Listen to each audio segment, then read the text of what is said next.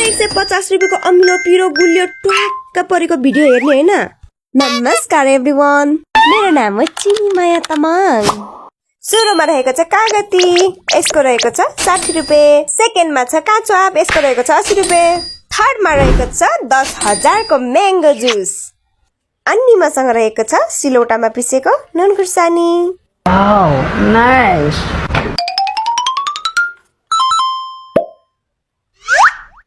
खाइला एहे रहा नहीं जाता, तड़प ही ऐसी है ना। नहीं सोके नुन खुर्सानीको हिसाब खोइ भनेर भन्नु होला। जब 1-2 रुपैयाँको केही हिसाब गर्नु, खुर्सानी फ्रीमा पाएको। मैले आज कुनै पनि च्यालेन्ज त लिएको होइन, तर मलाई एकदमै पिरो अमिलोको क्रेभिङ्स भइरहेको थियो। त्यही भएर मैले खाएँ अनि भिडियो बनाएँ। यो मेरो अदा हो, नबुझ्ने तपाईँहरूको अदा हो।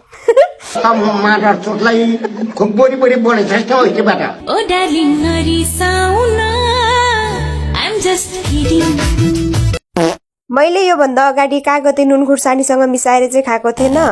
खाना खाइसकेर टिकटकमा भिडियो स्क्रोल गर्दै थिएँ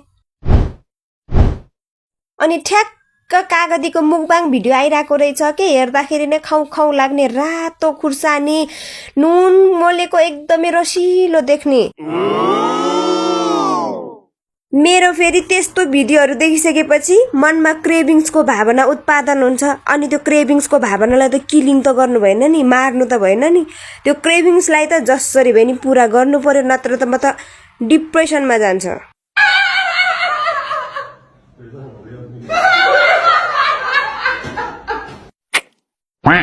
सो मैले पनि लिएर आएँ अनि खाएँ।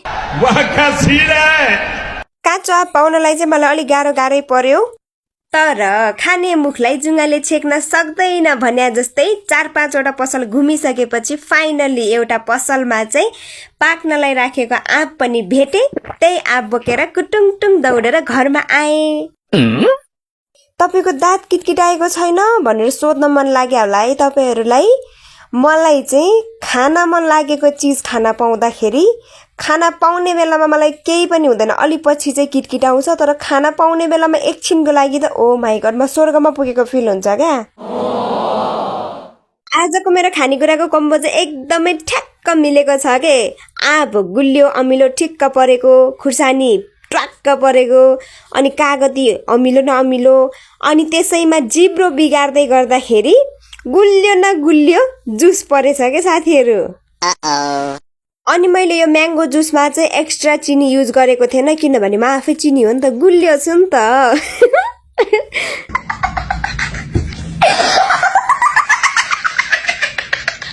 जिस्केको है, जिस्केको, साँच्चीकै सोच्नु होला। यसमा चाहिँ मैले आधी प्याकेट मात्र हालेको थिएँ एक ग्लासमा, त्यही पनि एकदमै गुलियो भएछ क्या। तर जस मलाई आज ठिक्क औषधि भएको छ के। कतिजनाले चाहिँ सोच्नु होला यसले भिडियोको लागि मात्र खाएको नाटक गरे हो भनेर भन्नु होला, तर होइन, साँच्चीकै हो। अब खाएको प्रमाण त यहीँ देख्न सक्नुहुन्छ, अब फालेको प्रमाण तपाईँले खोज्न सक्नुहुन्न। मैले एउटा पनि फालेको छैन के। बोक्रा त फाल्नु परिहाल्यो, बोक्रा त चपाउनु नि सक्नु पर्यो नि। ऐसे में बड़ा सख्त लौंडा हूं, लेकिन यार यहाँ में पिघल गया। अमिला पिरो देखेपछि मेरो मन पिघला जाता है रे। त्यही भएर जतिसुकै भए पनि ग्वाम ग्वाम ग्वाम ग्वाम ग्वाम हो के।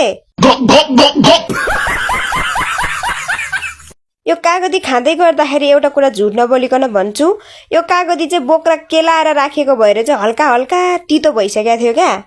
तर हामीले हेर्छ नि कागतीको मुखबाङ भिडियोतिर, उनीहरूको त विथआउट रियाक्सन एकदम डेन्जर मिठो पारेर खाइरहेको हुन्छ त, यति धेरै हल्का तितो तितो भएको भएर म चाहिँ जुस खाँदै कागती खाँदै, जुस खाँदै कागती खाँदै गरिरहेको छु। कतै मैले खाएको देख्दा देख्दै तपाईँहरूलाई पनि मलाई जस्तै अमिलो पिरोको क्रेभिङ्स त भएन? यदि क्रेभिङ्स भएको छ भने खाने गर्नुहोस् है। भोलि पर्सि मरेर खान पाउँदैन, अहिले जिउँदो हुँदै खाने हो, रमाउने हो भनेर भन्नु हुँदैन। यति धेरै अमिलो पनि खानु हुँदैन भनेर चाहिँ म भन्दिनँ। भोलि पर्सि जवानी सकेपछि त कसले खान्छ? अमिलो पिरो देख्ने बित्तिकै दाँत किट किट किट किट किट भएर आइहाल्छ। त्यसैले है, त्यसैले अहिले हेर्न सक्ने बेलामा, अहिले खान सक्ने बेलामा दाँत दह्रो हुँदै खानुपर्छ। भोलि पर्सि त अब हेर्दा पनि ओ माई गड भन्ने हुन्छ। So thank you for watching, bye by.